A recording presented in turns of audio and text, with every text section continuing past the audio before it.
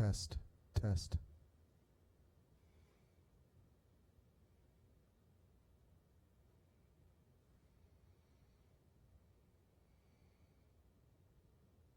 Okay, I'm going to do something, okay? Hang on. You might I got audio. Huh? I got audio. You do? Yes. Okay, we're just waiting for a few other people, and while they're taking breakfast, we can go ahead and start.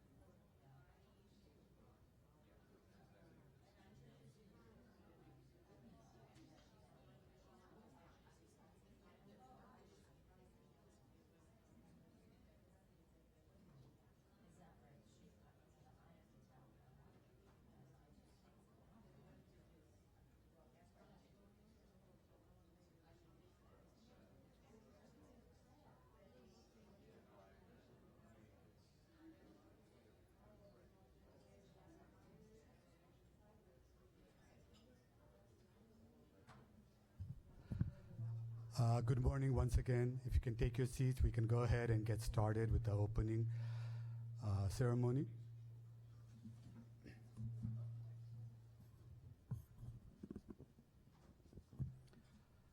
Okay, good morning once again. Provost Jamieson, Provost Jacobs, distinguished guests from the University of Pittsburgh and Carnegie Mellon University, faculty, colleagues, staff, and students. On behalf of Robert Morris University, and more specifically, the Research and Grants Administration, thank you for participating in RMU's first Research and Grants Expo. I'm hopeful that through the various activities planned for today, participants will be able to hear from our panelists, view the research work carried out by our faculty colleagues, and discuss research and grant opportunities with our grant writers. The idea of a research expo was incepted a little over a year ago with the objective of sharing research beyond our offices and, if possible, establishing some type of collaboration. And today, with the participation and support from faculty colleagues, panelists, moderator, keynote speaker, advisory council members, and grant writers, we are able to line up a day full of activities related to research and grants. This morning, our program begins with welcome remarks from Provost Jamieson, followed by research and grants updates from Vice Provost and Senior Vice Provost Jacobs, Vice President and Senior Vice Provost Jacobs. At 9:15, we will have a panel discussion on the topic Research First or Grant First, the Dilemma. At 10:30, we will start our poster exhibition where 39 RMU researchers will showcase their research work. This will be followed by lunch and keynote addresses at 12. And finally, beginning at 1:45, there will be sessions with grant writers. Before I end my opening remarks, I would like to acknowledge the support of the Research and Grants Awareness Advisory Council members, Dr. Susma Mishra, Ergin Erdem, Prasad Vemala, Suzanne Cardon Edgren, and John McCarthy for their assistance towards the success of this event. I would also like to thank our student volunteers. At this time, I would like to invite Provost Jamieson to say a few words, followed by updates from Vice President and Senior Vice Provost Jacobs. Thank you. Thank you, Sushil. As the Chief Academic Officer of the institution, it's my pleasure to support the faculty in all aspects of faculty life, in their teaching, in their research and scholarship, and in the service that they perform. Robert Morris has always been known as a premier teaching institution, but as we've matured as a university, I think we've taken our place now as an increasingly stronger research institution, providing opportunities for the faculty to share their research with colleagues in their disciplines and really across the nation. And I'm honored to be among the faculty here today who are presenting the research. I had a preview of the poster session back here. It's going to be an extraordinary event, 39 different posters representing faculty research that I think are extraordinary. They're cross-disciplinary, they're interdisciplinary, and they're disciplinary as well. And it's an extraordinary outpouring. We have over 120 students and 50 faculty who will be part of this day at some point, and I'm sure it will be a very busy time back there with the poster session and for the panels. This venue provides a tremendous opportunity for the faculty, administration, and students to see the maturity we've reached, the point we've reached in terms of research or portfolios at Robert Morris University. This is that time of year when the provost reviews faculty promotion dossiers. And as it happens, I've been doing that over the last 4 or 5 days, and there are a lot of people applying for promotion. And what I've been struck with as I've reviewed those is the exceptional research records that many, many of our faculty have now added to their strong teaching portfolios. We have over 35 presenters today from all 5 of RMU's schools, from the library, from the Office of Academic Affairs. And when you go back to see the poster session, you will notice that there's a star on some. All posters are equal, but some are more equal than others. There's a star on some of the posters that represent the fact that those were grants driven.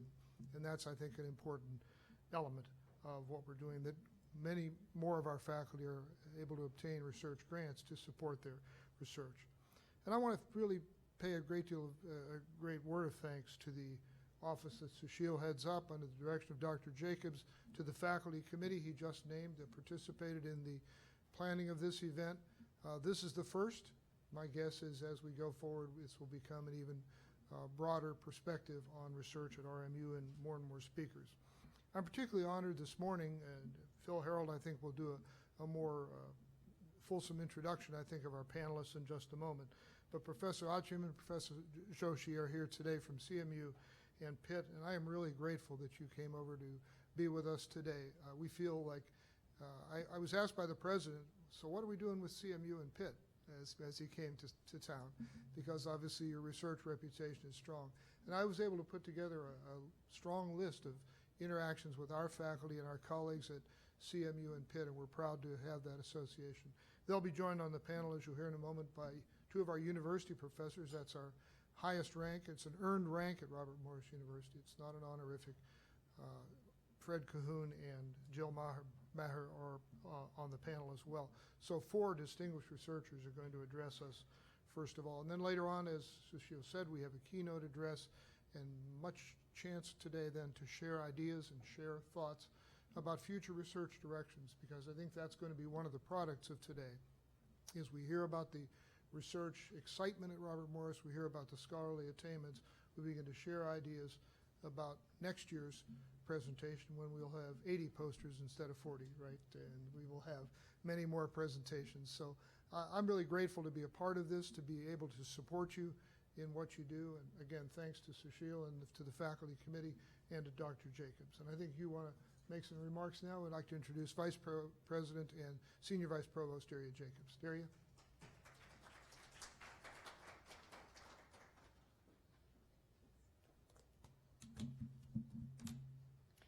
First of all, I want to welcome all of you to today's activities, and I want to thank you for participating. As Provost Jameson mentioned, this has been a dream for us. We have been talking about it, believe it or not, for about 5 years. So if it wasn't for Sushil, I don't know who could have made it happen. And of course, it wasn't only him. All of you in this room has participated in it. And you took the time to put your posters for the research, and amazing, amazing topics. Great research is being done at Robert Morris University. I want to talk a little bit about involvement of our university's grant activities. I don't know if those of you who have been here for maybe about 10 years, you will know maybe we hardly had any grant activities here at our university. Just to give you a snapshot of what's happening in the last few years. Our grant activity in dollars has increased from $100,000 to over $1 million per year in the last 5 years. And just this year, this academic year, 2015-2016, we had 22 proposals submitted, and 30 faculty members participated in grant writing. And totaling all submissions, $7.5 million. And the academic year is not over, as you all know, right? And I know there are a number of proposals that are being worked out as we speak. And these grant proposals are not just individual proposals either. What impresses me the most is that faculty members' ability and the connections that they have. You collaborate with other organizations, other colleges, other companies, and there are proposals where there are 40 to 50 participants in it. And these projects, these grant proposals, are multi-year proposals. Obviously, those of you who have experienced the pleasure of having grant dollars, it provides you flexibility. You are able to support students, you are able to support your research in a better way. So kudos to all of you. But that doesn't mean, as Provost Jameson mentioned, if a research doesn't have grants, it is not valued. We value that research. In some disciplines, there are not grant opportunities. So we cannot say those research, those projects are not as valuable as those where we are able to get grants. So I want to recognize everybody's research at this university and in this room. If it wasn't for the research, I don't think we will be having this event today. Now, one thing that, couple things I want to mention.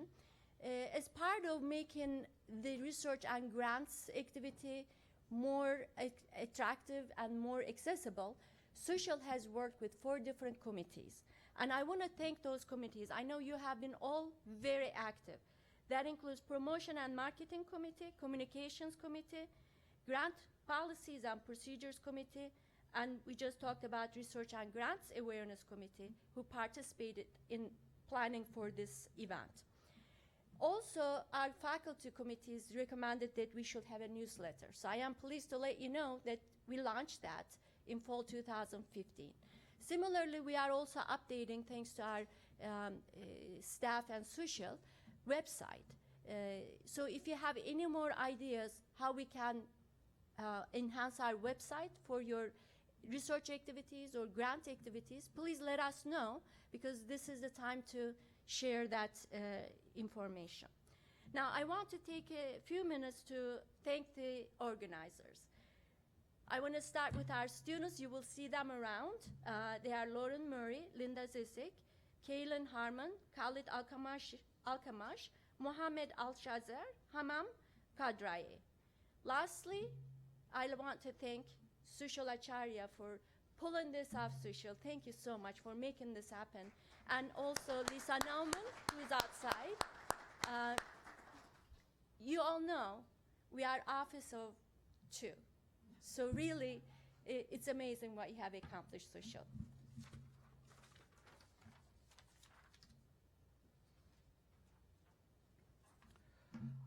Thank you, Provost Jameson, and Vice President and Senior Vice Provost Jacobs, for your kind words.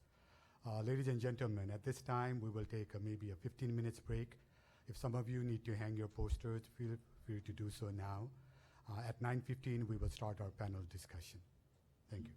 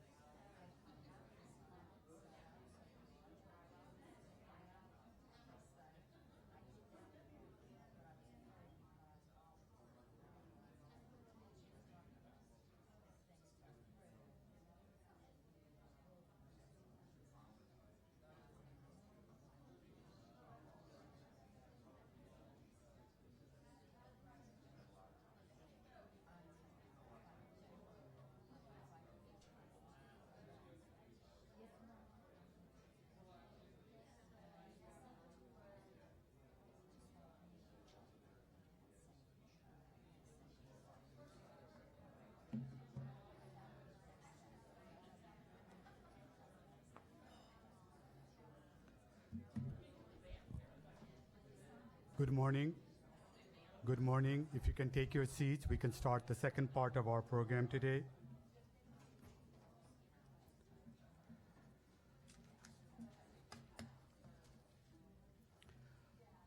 So for the next hour, we will have a panel discussion on the topic, Research First or Grant First, the Dilemma. Thank you all for being here. Thank you especially to our students. Okay, hopefully you'll understand a little bit more about research and grants, and maybe this will generate some interest in your areas. So what we'll do is that we have 4 panelists, and we also have a moderator for this panel discussion. I will introduce the panelists, and as I read out the introduction of these panelists, I would like to request the panelists to come and take your seats. I will then introduce the moderator, and then I will give the floor to the moderator to lead the panel discussion. He will talk about the ground rules, how he expects to conduct this panel discussion. First of all, I'd like to welcome Dr. Fred Cahoon. Dr. Fred Cahoon is a university professor of computer and information systems at Robert Morris University. He has more than 39 years of experience as a professor and academic administrator, department head, associate dean, dean, and associate provost. He was the founding director of RMU's doctoral program in information systems and communication. At Robert Morris University, he led the design and implementation of 8 technology-based academic programs, as well as the attainment of ABET CAC accreditation.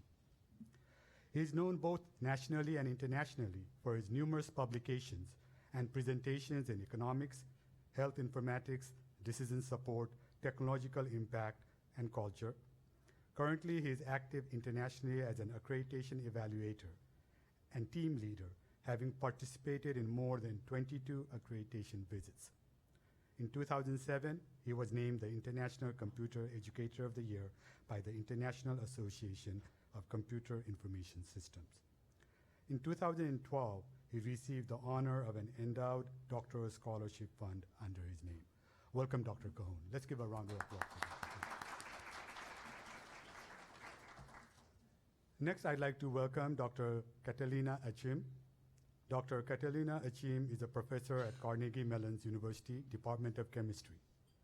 She was a postdoctoral fellow at Harvard University. She is an associate director of the Center for Nucleic Acids Science and Technology at CMU. She is the founder and director of DNA Zone, the outreach program of the Center for Nucleic Acids Science and Technology at CMU. She was the NSF program director for the Division of Chemistry from 2013 to 2015. She is the recipient of an NSF Career Award. She is an ELATE Fellow. ELATE at Drexel is a leadership development program for senior women faculty in science, technology, engineering, mathematics, and related disciplines. She is a recipient of Julius Ashkin Teaching Award, Mellon College of Science, Carnegie Mellon University. She has received a number of awards, including ACS Progress, Dreyfus Lectureship Award, Camille Dreyfus Teacher Scholar Award. She also received a Sloan Research Fellowship. Welcome, Dr. Achim.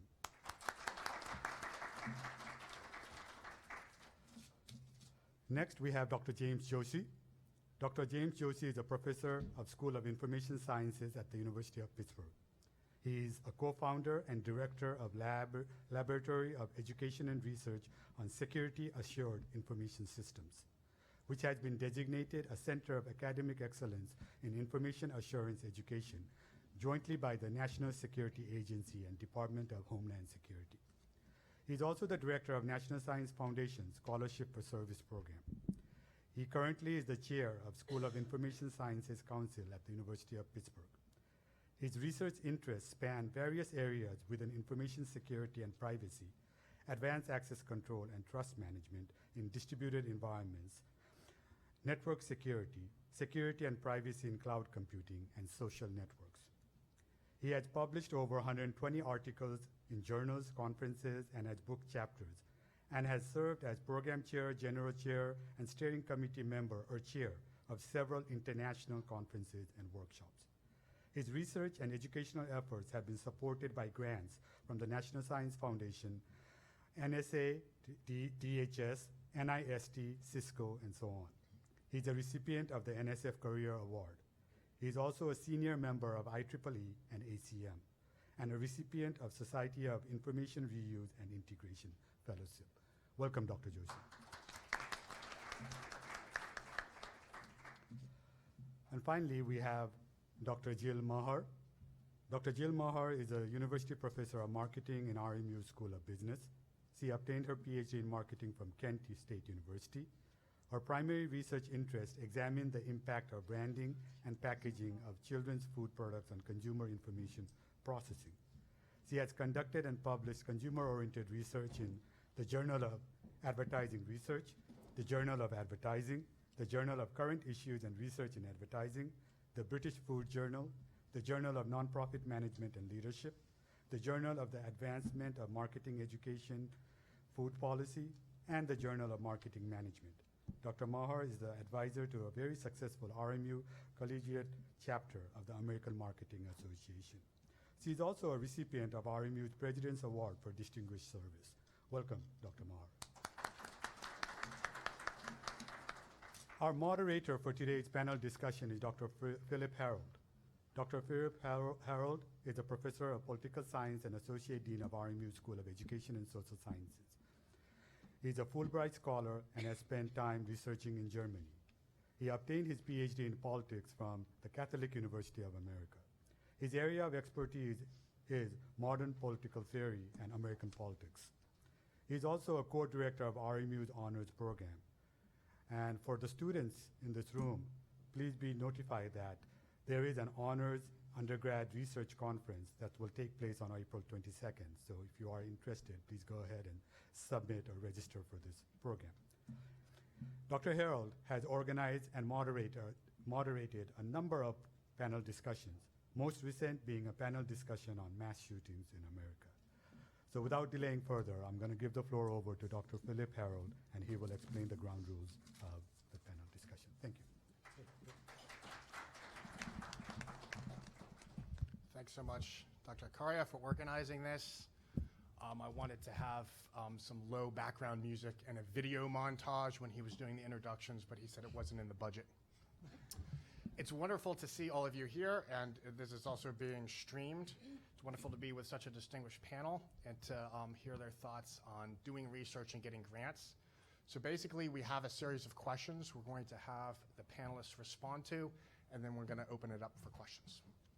So we can go ahead and delve right in. The first question is, how has research impacted your professional development, career, and teaching? In addition, what was gratifying or rewarding for you in carrying out your research? Dr. Maher. I'll go first. Yeah. I want to be pretty candid in my first response to that question.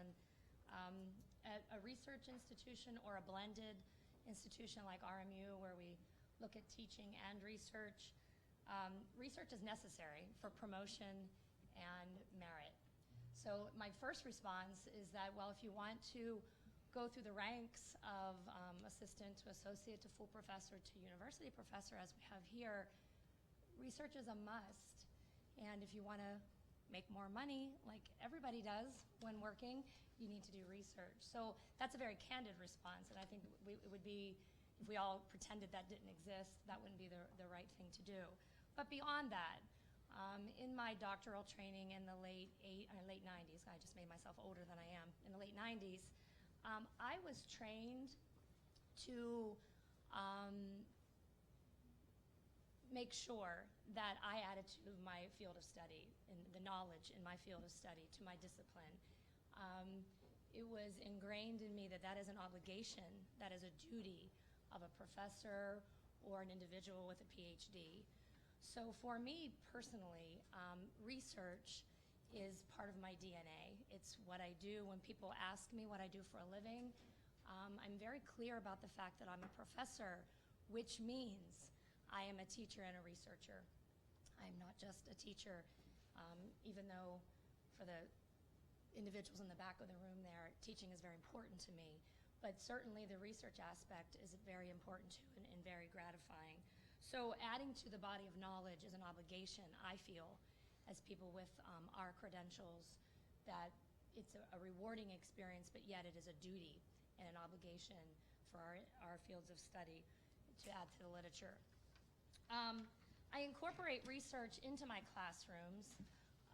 I think that the people sitting in the back of the room, there's maybe 10 or 11 of them back there, would say that as well. Gino, I'll pick on you. What is my research about?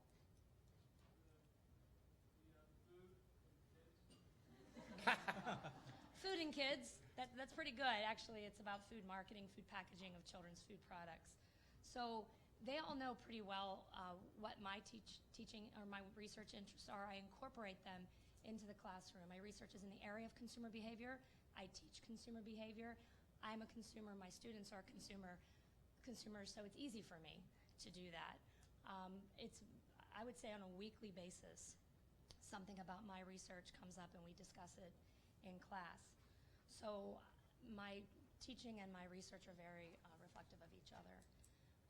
For what I believe is the most rewarding, I think that's the last part of the question, I think since our work goes under peer review, and I know everyone in the room knows what that means, especially the students in the back, what is most gratifying to me is that my peers, 2 or 3 of them who work in a similar field as me, review my work and choose whether or not, and decide whether or not it's worthy of publication and if it's interesting for a particular readership. So for me to know that peers of mine see my work as beneficial to readers and interesting to readers, and we'll talk a little bit about relevance in a little bit, that's what's most gratifying to me. It's not so much seeing the work in print, it's just knowing that someone thought it was good, and those people are peers. So that's what's most rewarding for me.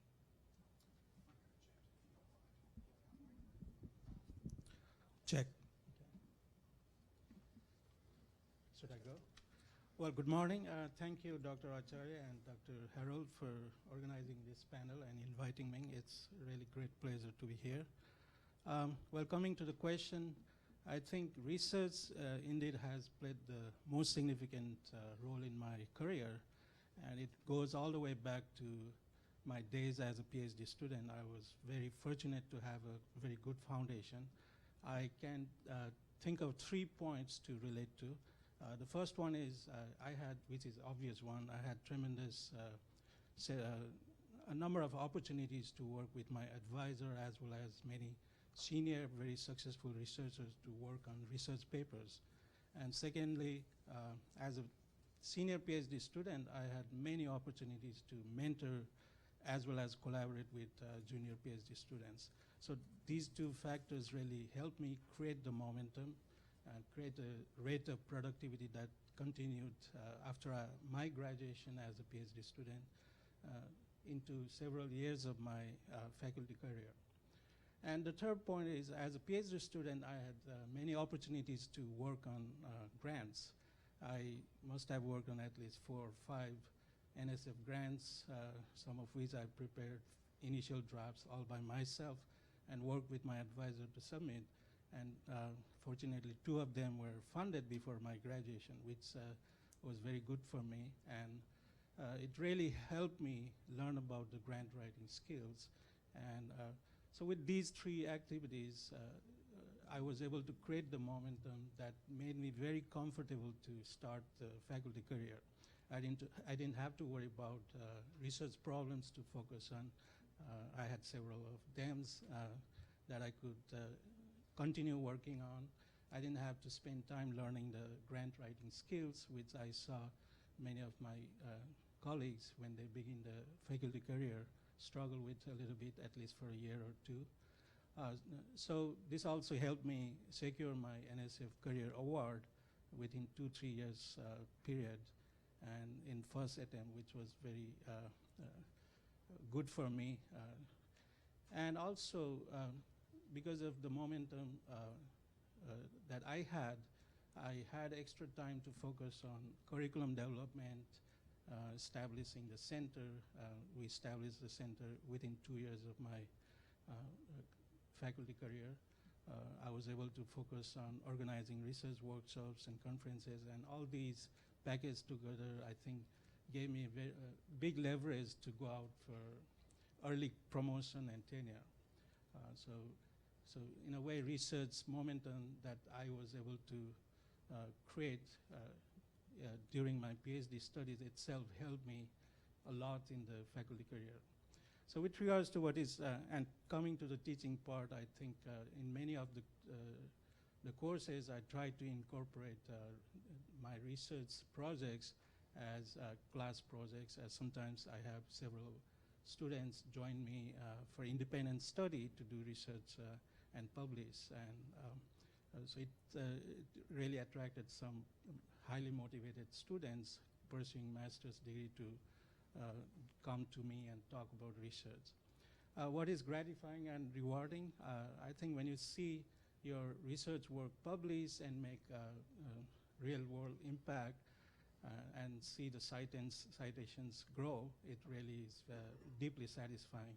So some of my work was cited by industry to make case for why certain approaches are being pursued by them. Some work was cited by standardization efforts to argue about why standards for certain models were needed.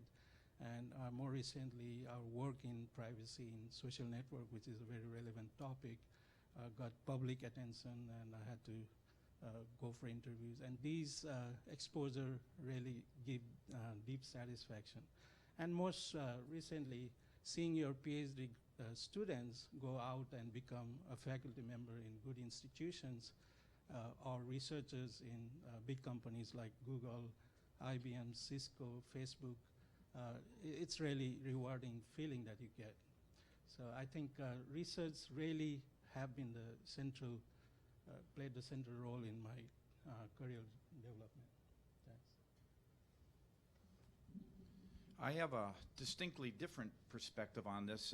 As part of my adolescence that's been perpetuated, I went straight from college into 3 PhD programs in 3 different areas.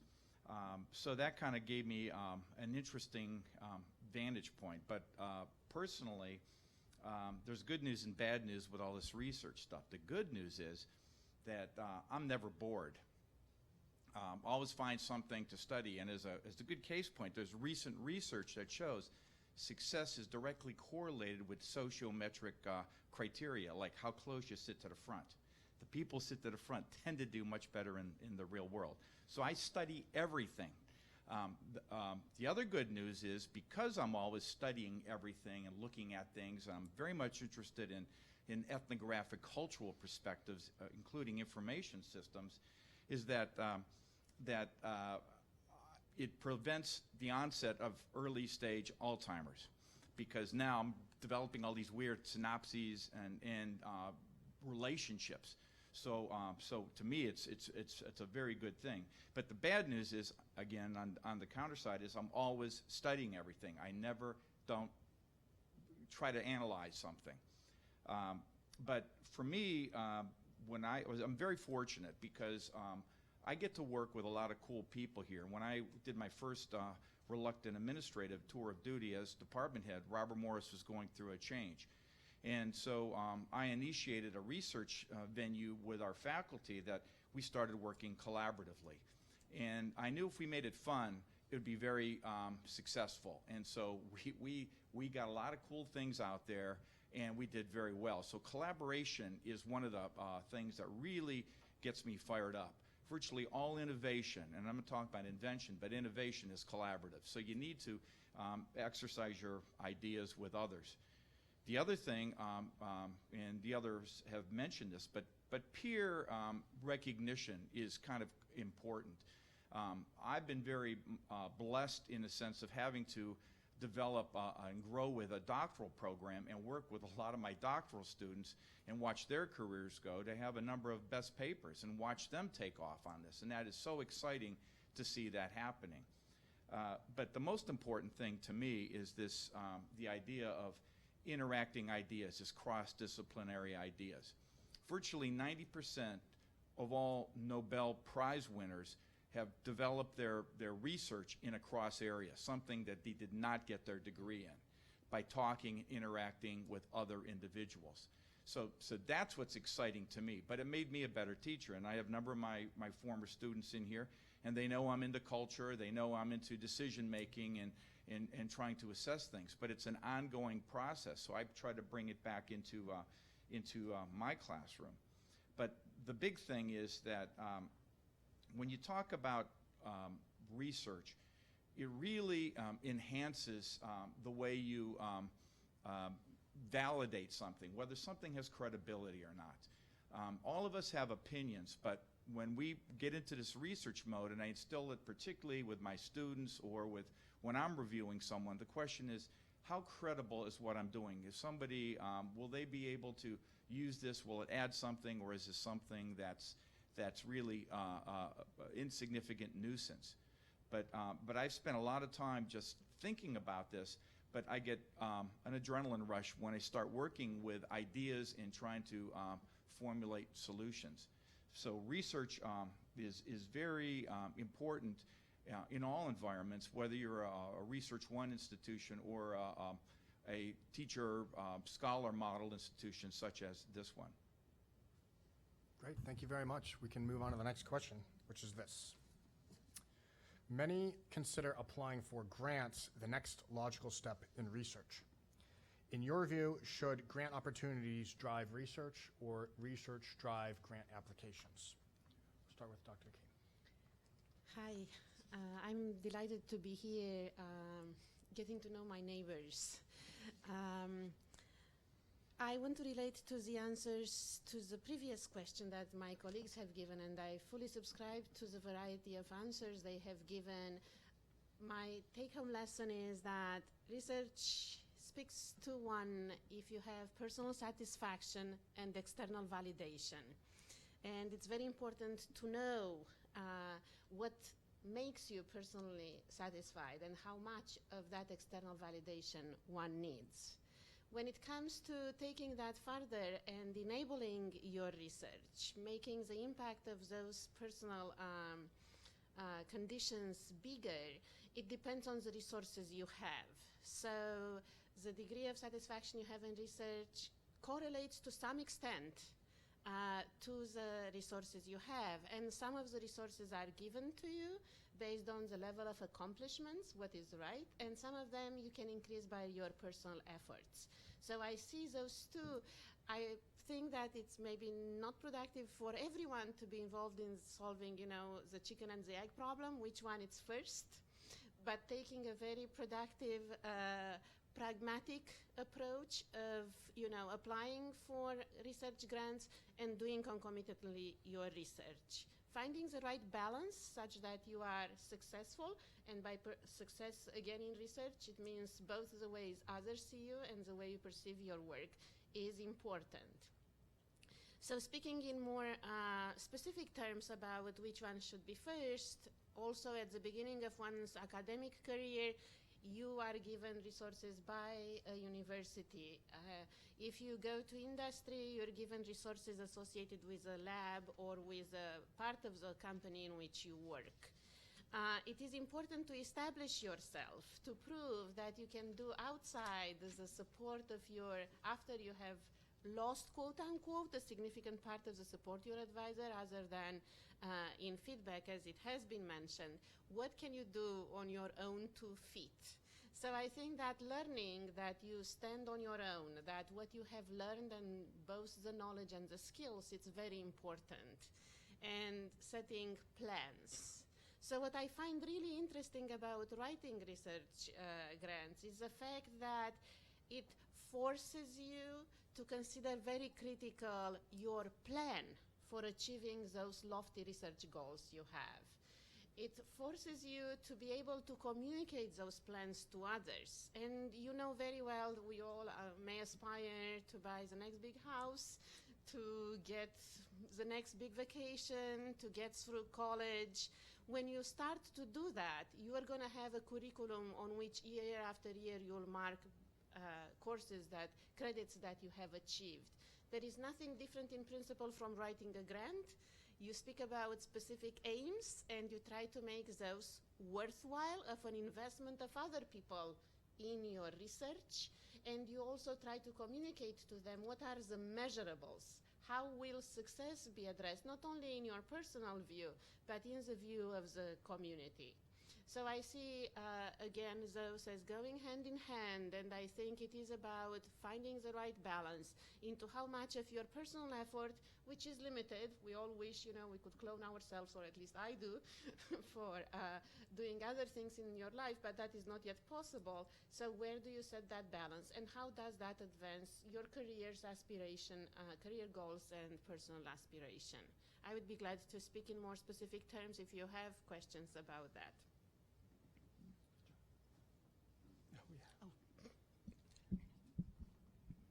So in assessing the question of does the grant drive the research or does the research drive the grant, first let me say that I don't believe that a grant is always the next logical step in research.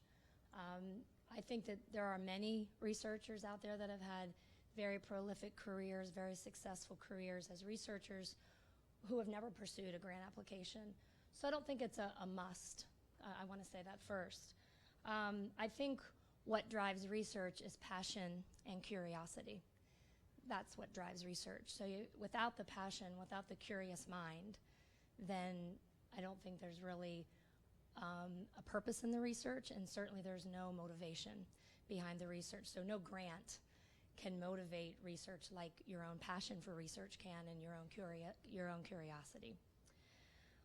But in examining that question, I think it can be either, and I've seen it go both ways. For me personally, my experience has been that my research drives the grant application. I know what I want to research. I look for grants that fund that type of research. But what I found in doing that is when I come across grant opportunities that are not maybe necessarily right in line with what I'm doing, I often think to myself, oh, that's a great idea. I wish I was doing that research. So sometimes after you go through the application process for your own research, you have that mental note in the back of your head that says, there's other research out there that'd be really interesting that I'd like to engage in because I saw it in a grant opportunity.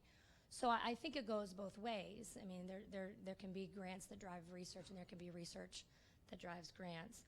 So the real value in looking at grant opportunities before developing a proposal is there. I mean, going out, going through the NSF or whatever it is, and looking for what type of research projects they're funding, that's one way to go about it, is to look at what is available and then design your proposal in line with that grant opportunity. But my experience has been that my research drives what I'm doing. I mean, my research started on a soccer field, to be quite honest with you, a youth soccer field. The students in the back have heard this. I was curious about why people were bringing fruit roll-ups in as the halftime snack instead of cut up oranges. And I wanted to know, do people really believe that's a substitute for fruit for kids? So that's where my research started, is in my own personal life with my children and the types of foods that are on the market today. So I have a passion for that research. I'm interested in it from a personal perspective. I'm interested in it for my children. I'm interested in it for the field of marketing, and the way that we're packaging products and how that leads to childhood obesity issues. So certainly there's a concern for society at large. I look for grants to fund that type of research. Whether successful or not is a different story, but that's the type of work I do, and that's the approach that I've taken, but I certainly have seen it go both ways, and I think there's value in both ways. Well, first of all, I would like to strongly agree with Jill that passion should actually drive research, but we do have resource constraints and so on, so we do need to worry about grants. So when it comes to this question,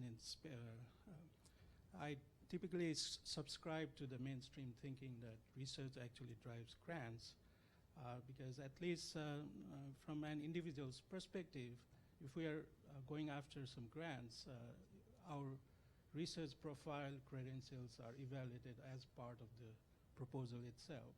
And the grant, the agency providing the funds needs to be sure that we are able to carry out the the proposed task. And almost all the grants that I have applied to have that kind of design, that you have to prove, demonstrate that you have done, you have the research credentials to carry out the proposed task. And in many cases, you need to also show some preliminary results to convince that the proposed task can be finished. So in a way, from individual's perspective, it is really research that probably brings the grants more effectively. But at the same time, the other direction is also important, especially if you look from the research community perspective or from the perspective of an institution or an agency with money to support research.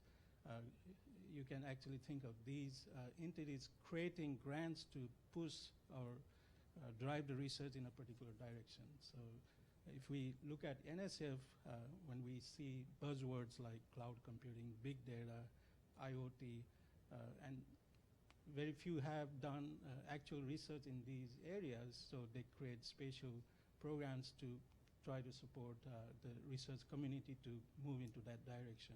So grants pushing the research is, I think, more an institutional perspective and should be emphasized, not from the individual's perspective, but from the institution's perspective. But at the same time, even if you have those grants created, the people who get awarded are the ones who have strong research credentials. So if you come back to individual's perspective, it is still your research credentials that will help you bring the grants.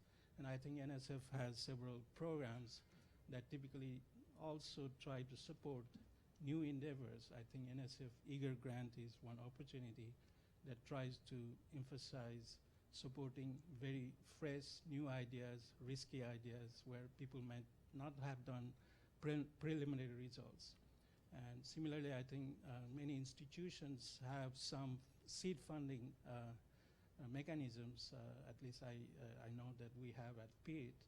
It's called Central Research Development Funds, and typically it's targeted towards supporting new faculty members to initiate new lines of work. So I think that's examples of the grants created to push the research. So my take on this is research driving grants is more individual perspective, and institutional perspective would be to create grants to push research in a new direction. Great, thank you. So the next question is for Fred. In a teaching school such as ours, how does one prioritize between research and grant writing? What makes a strong application for academic positions? Is it a good publication record or grant writing? And does this depend on where you work in the university's strategic plan? This is a very interesting question in the sense that Robert Morris succumbs to the teacher-scholar model, and research is part of all of our DNA. That's what we're taught to do. From my perspective, to be very candid and brash, to quote Jill on this, I think starting out and moving through the system right here, it really depends on what where your passion lies. For me, it was about research, doing a variety of research to finding out what really is a hot area that people respond to, where you can build a research agenda, versus to take off and do something because you have to do it and it ceases to be fun. Then it becomes quite tedious overall. I'll give you an example that one of my areas of super interest is culture in decision making, and particularly applying Geert Hofstede's work. And I've gotten a phenomenal amount of response, particularly in Europe and Australia, for some of the things that I have written. Primarily because my international conferences, I noticed over the years there was a shift. People are talking about the same problems, the same issues, and that wasn't the case. They were always different. Then I also realized that there was a correlation with academic accreditation of professional programs. They went worldwide, AACSB, ABET. And with that, I had the idea that maybe we're diminishing localized cultural-based decision-making for a standardization. So we view data in exactly the same way. We solve problems in the same way. So we've gone into a pro-cyclical process instead of counter-cyclical overall.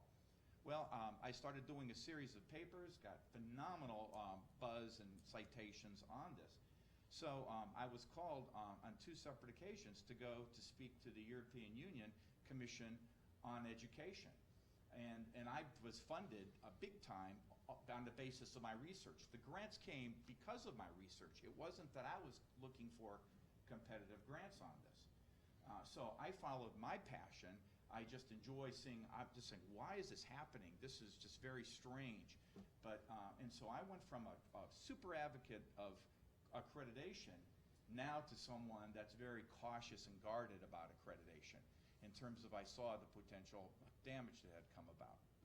So, so my case is that if I had to do it all over again, I'd probably do what I had done, focus on and trying to identify where my concern and areas of research might be. As being an academic administrator for a number of years, I've gone through hundreds of applications. And again, for a teaching-related institution, to me, the research part was more important than the grant part. It showed that they had an interest. I saw what their interests were, if it's compatible with what we are teaching at this institution. However, did I want to go on to a research-oriented environment, I would have had a little bit different pattern on that one, because new faculty coming in don't realize that teaching institutions, you're on a 9-month contract, your focus is on teaching. You move into a R1 institution, you're funded for a couple of years, and then the cutover goes to soft money, where you have to get grant money to support some of your offsets. So if you're not attuned to where your future is going to be, and you don't have a passion for something that you're interested in, it no longer becomes an avocation, it becomes a job. And so it does matter in terms of what sort of an institution where you tend to be. I have found that when I do research as something I'm interested in, and particularly if I do it collaboratively, it becomes fun. And then I get engaged in it, I get somebody else excited in it, and strengths of my colleagues tend to come out. Certain people have strengths in certain areas, but I'm a firm believer in synergy, and I take a lot of my ideas, particularly with my graduate classes, and throw them out to the class and play devil's advocate. And I get great responses and great critiques of some of the ideas that I have established. So, so my point is that for academic positions, those moving on and building careers, the research thing is something that's measurable, that's something that tends to be out there. And every once in a while you get lucky and you get a paper that gets cited all over. I started off, before my decision making, I was really interested, still am interested, in technological impact. When is technology successfully diffused and accepted overall?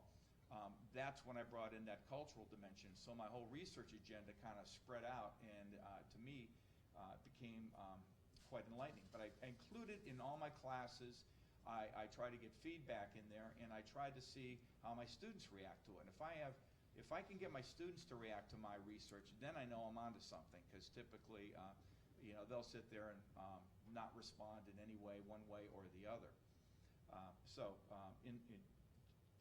Just to summarize, in terms of you follow your passion and start off with the research, and I've found in multiple cases that the grants come, the opportunities come with the good research or good ideas. Thank you. So our next question. How can I tell if a grant is worth applying for? Whether I have a chance to win it? At what point in my planning should I call the program officer? Or maybe I shouldn't. What kinds of questions are good to ask the program officer? Dr.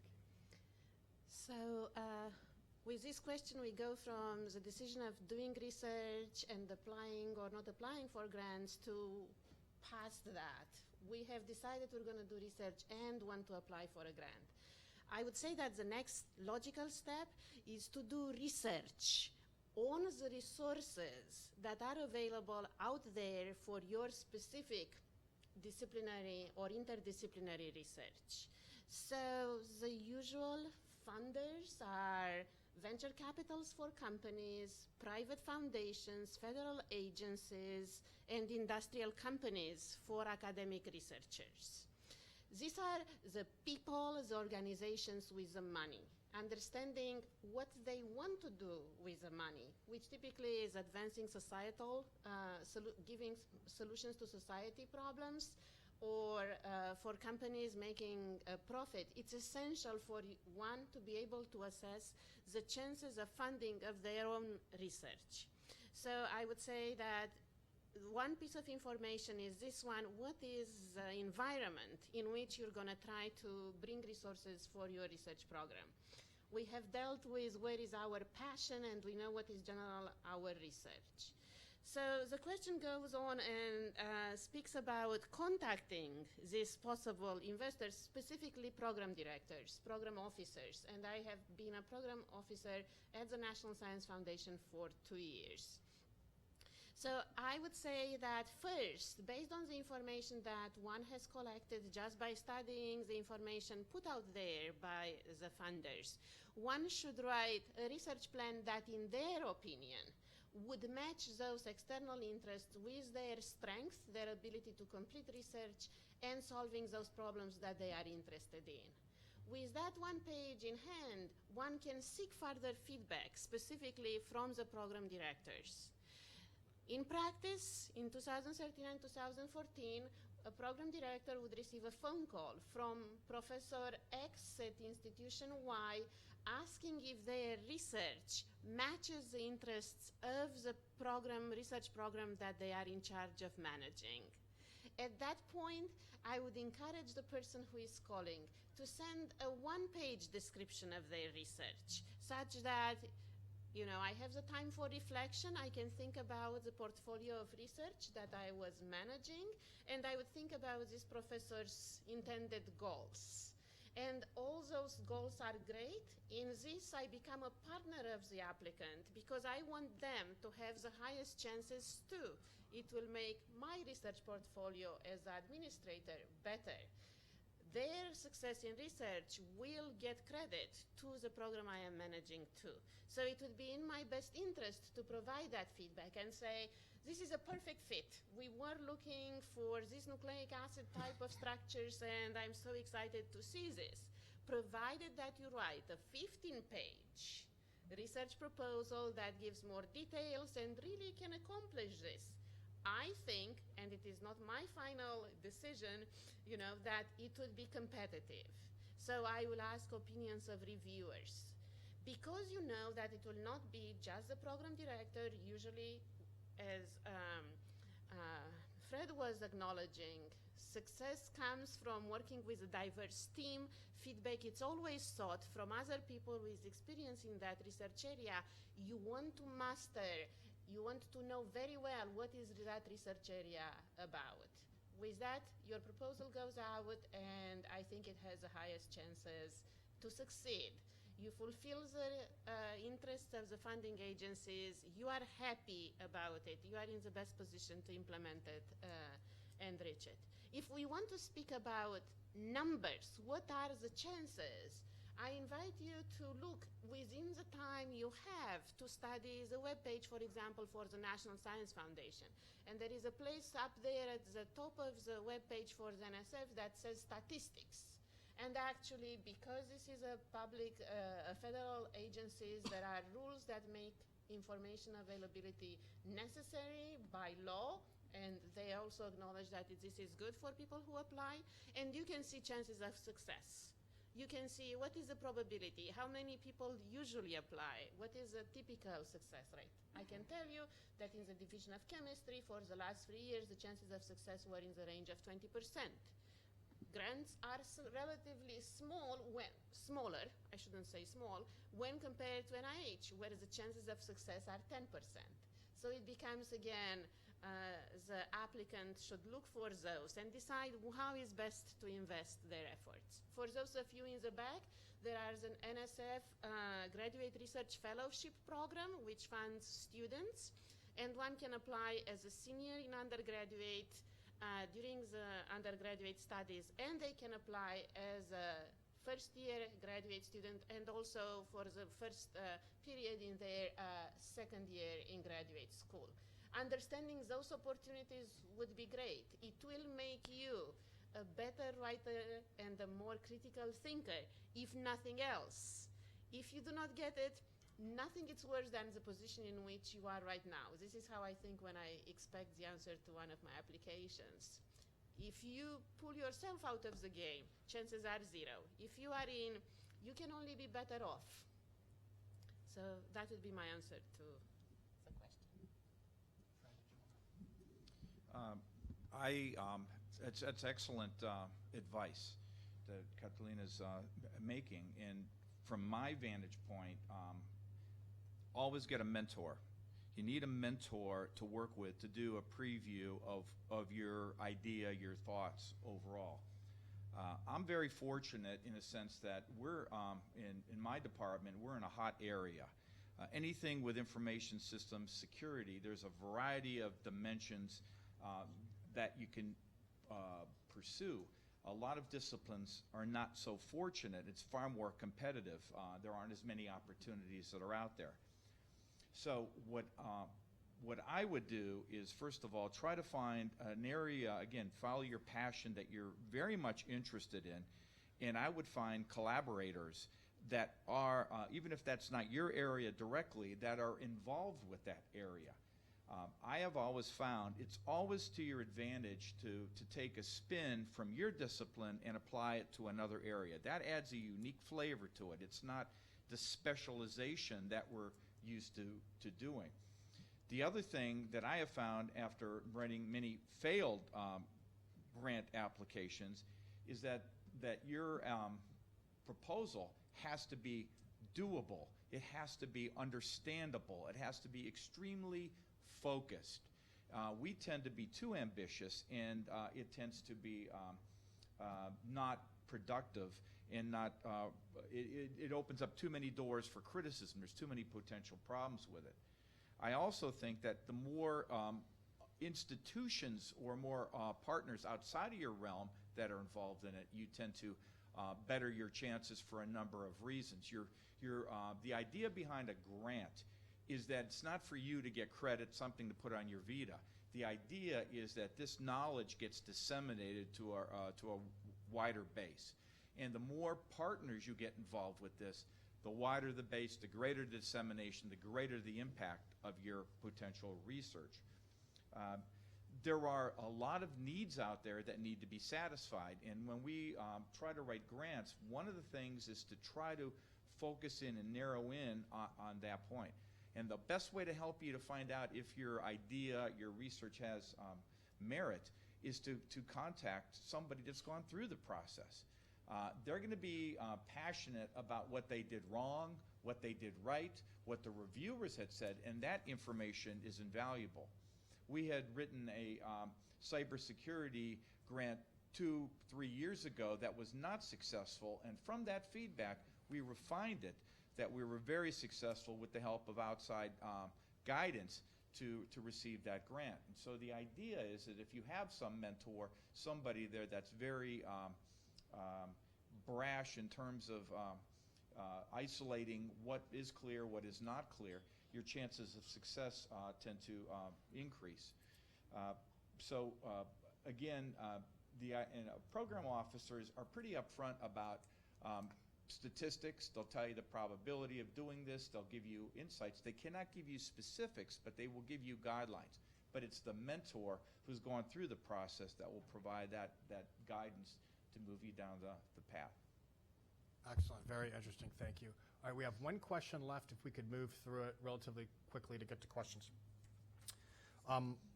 So talking about dovetailing off what Dr. Kahuna was saying, intellectual merit and broader impact and working with others, how can we get others involved in our research, including students and peers?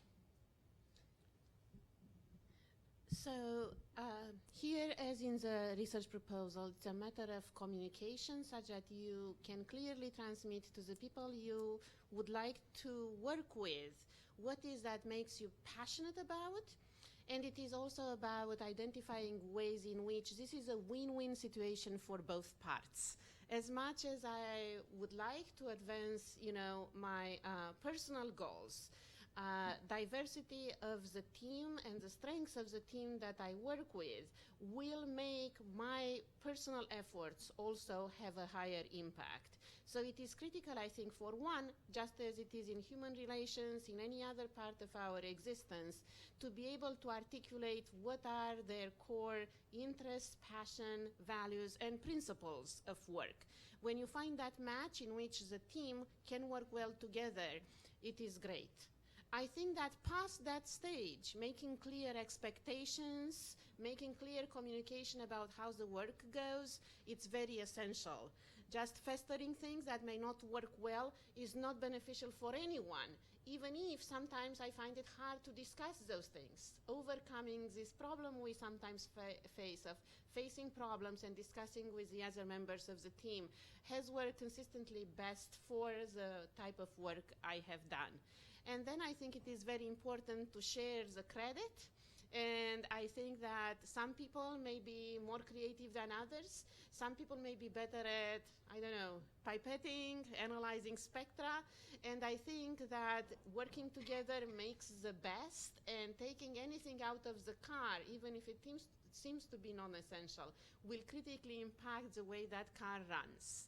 As long as we respect and value this type of diversity and communicate it to each other, those are critical things that, to me, lead to having a really good team on which everybody is a success story. With regards to this question, I would like to separate working with students and peers. I think it's slightly different. So with students, it's really about how you strengthen the mentoring relation that you have. And as Catalina already mentioned, the communication part becomes the fundamental issue.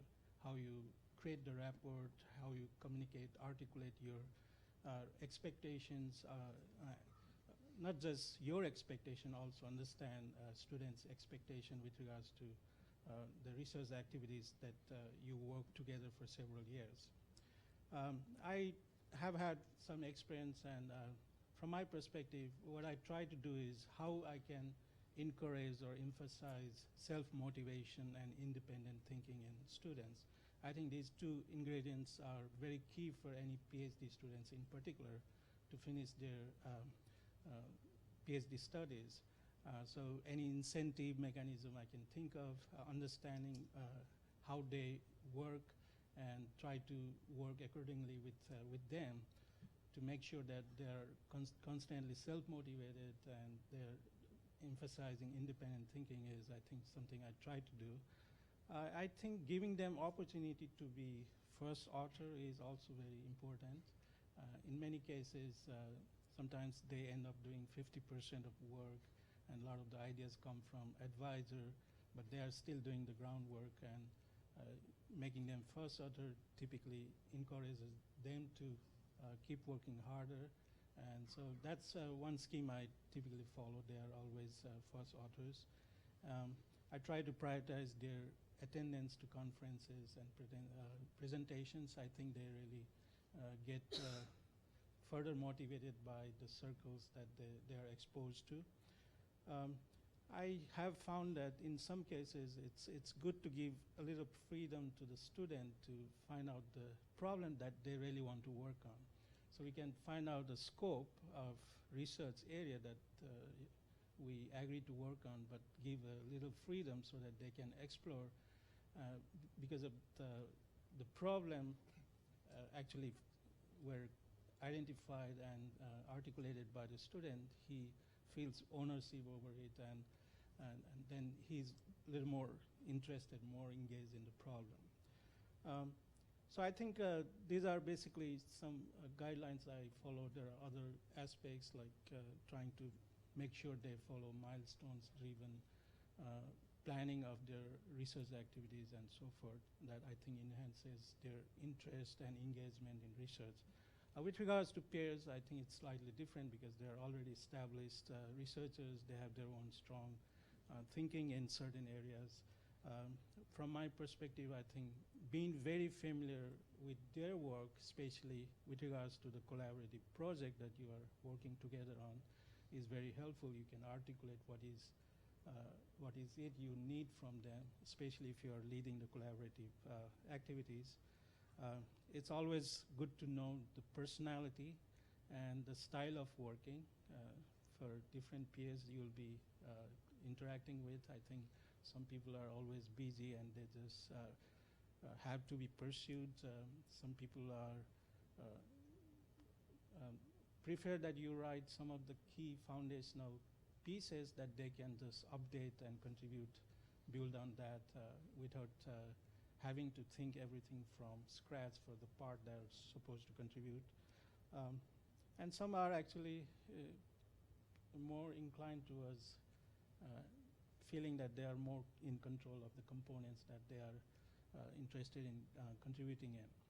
So I think understanding the personality and working, interacting with them, again, it comes back to the communication channel, the open discussion characteristic that you establish with individual peers that really help in making sure the collaboration works out very effectively. And most importantly, I think if you can demonstrate that you are the one taking initiative, you are driven by the goals, and you're the one who can achieve the goals by making sure everyone contributes, it really helps build your reputation as a collaborator, and people prefer to work with you because they know, even though they have small parts to contribute to, because you're leading the collaborative team, something will eventually come out in a timely manner. So in many collaborative efforts, sometimes there are a lot of discussion, and then there's no one to follow up, and then it just disappears, and people tend to be hesitant to come back for again working with the same set of people. Yeah, I think that's. Providing real-life implications is important for impact. I think especially for student research, helping them to see what this means in the real world is important for students. I've read so many top-tier journal articles and have walked away from that article and honestly thought, who cares? I mean, and I know we all have had that experience. If it has no relevance in the real world, it's really hard to sell research to students, especially undergraduate students. I think when you read research, you have to have a takeaway that says, boy, this is really interesting. And students need to have that takeaway too when they're reading a stream of literature that contributes to their particular project. They have to be interested in it, or you'll lose them along the way. I'm not saying that relevance should be at the expense of rigor. Rigor and relevance are both equally important in research, but sometimes I think researchers get caught up in the sophisticated methodologies and the sexy statistics, and they lose sight of what's relevant. I teach an advanced research class. Almost all of them are here today, only because this is their class time. I don't know that they would be here in any other regard, but thank you for your support, guys. I appreciate it. They were almost handpicked for that course. It's an elective in the curriculum. I teach the regular marketing research class, and then I teach the advanced class. So after the end of regular marketing research, I went to some of the students that you see in this room, and I said to them, you have real talent. I think you have a curious mind. I think you could do really well in the advanced class. Will you consider it? And thankfully, 14 students did. In this spring semester, we have 7 projects in that class. They work in pairs so that they become collaborators, and they know what being a collaborator means in research. I gave them, I don't know, would you guys say 20 to 25 different project titles at the beginning of the semester, and I said, you pick. So they have to be interested in what they're looking at. So we ended up with 7 different projects that I'm managing and helping them. We're at methodology right now and putting our instruments together and our experimental stimuli. And for the most part, I mean, you could ask them maybe privately afterwards, I think they're interested. They are all engaged in something that they see as valuable, whether it's music and marketing, color and marketing, skinny models versus normal size models in advertising, all different types of projects that they really have personal interest in. And I think that's a key in getting students involved, is giving them something that they might be interested in. If they wanted to come up with their own topics, they could do that, but I find that in a 15-week semester, students fumble a little bit with that. That problem discovery and that problem definition stage is tough for them. So I think helping them along a little bit and giving them possible topics that seem to be, in my field, hot in marketing, is a way to get that motivation going. But they got to choose, and they're working together with a partner on something that they're really interested in. So, for those professors that don't have a formal class, or a research class, and for those students that don't have a formal research class, my recommendation was students find faculty, faculty find students. If you are a student and you're interested in research, I can guarantee you the majority of your faculty have research projects that they would love for you to help them on. Go to them. And if you want to be a part of that research process and be a published researcher at the end of it, that faculty member will make that happen and help you along in that process. And for faculty members who are interested in doing research, find students in your classes that stand out, who excel, who you really think have the skill set. Miss Kaylin Harmon, sitting in the back of the room, she sat in my marketing research class last semester. She is not a marketing major. She's not even a School of Business student. She's a data analytics major, which I was disappointed to find out. No offense to those of you in that school, but I'm like, oh, Kaylin, like, you need to do marketing research. You need to be in the advanced research class. The course doesn't do much for her in terms of her curriculum, but she's one of those students that has a curious mind, likes research. Identifying those students and coming together and working together with those students is very gratifying, both for the faculty member and for the student. So I think you have to seek it. You have to be proactive about that, whether you're the student or you're the faculty member. It doesn't have to be part of a formalized course. I'm blessed to have one of those courses, blessed to have the 14 of them.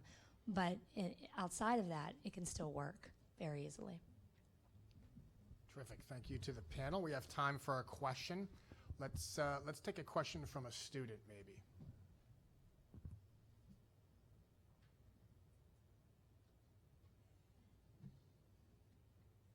Your hand selected for your curious minds. You have to have a question. You can text a question up here.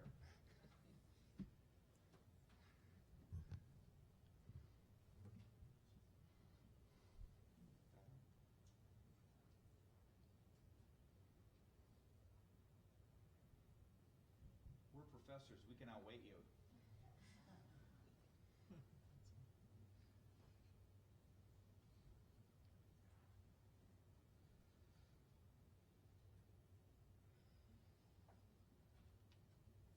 Yes, sir.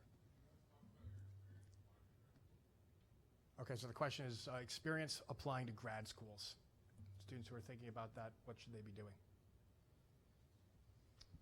Look at the admission requirements first. Some schools have entrance exams, some programs do not. That's the first thing, and take the entrance exam very seriously. It's not one of those things, well, I'll go take it, see how I do, and then I'll take it again and I'll do better. No, take it very seriously, study for it, and then my advice would be apply to a lot of them.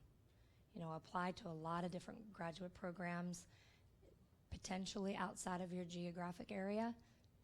There's been a lot of success stories from students who have gone somewhere else from, not where they're from and certainly not where they did their undergraduate work, and saw the world and participated in graduate studies in a different part of the country. So my advice would be look at the admissions requirements, study for the admissions exams, whatever those are, because they're really taken very seriously at many schools, and then apply to a lot of different ones so that you have a lot of different options. Well, in addition to that, if you're a little more interested in research, I think it really is important that you look at the research portfolio of the place that you would be choosing. So search the places that have research in areas that you are really interested in, and try to find out how the different faculty members have been active in the particular research areas that you are interested in. It's very important when you're applying for grad school to know what to expect in terms of research environment that you're going to. So I had a lot of experience with regards to that. In fact, I come from Nepal, and coming to US was my goal for grad school, and one of the issue was financial aid. So that was another aspect that I had to really struggle with. So I think if your research, if you are really interested in research aspect, make sure you go through the portfolio of the faculty members and understand the research environment of the institutions. I think that the accomplishments, the grades during the undergraduate and the admission exams, be it the GRE, the GMAT, or whatever is at the graduate school requires are very important. You can also strengthen the application by having research accomplishments as an undergraduate student commensurate with the expectation for a student. And I would say that you can do that by seeking this type of research opportunities at your institution or in the research experiences for undergraduate programs at others which run in the summer and which usually offer support. I would also say that when you find that drive or that need to pursue graduate school, it's never too late, even if it is in an advanced stage of your undergraduate education. People apply to graduate school even after going and working in industry or in other jobs after they get their undergraduate degree. Once you know what you want to do, there is always a way to do it. And having those requirements of the schools in mind, as Jill has had, you can always create a good research plan, the bare bones of a research proposal, and then start applying it yourself. Every big accomplishment is made of small steps taken in the right direction.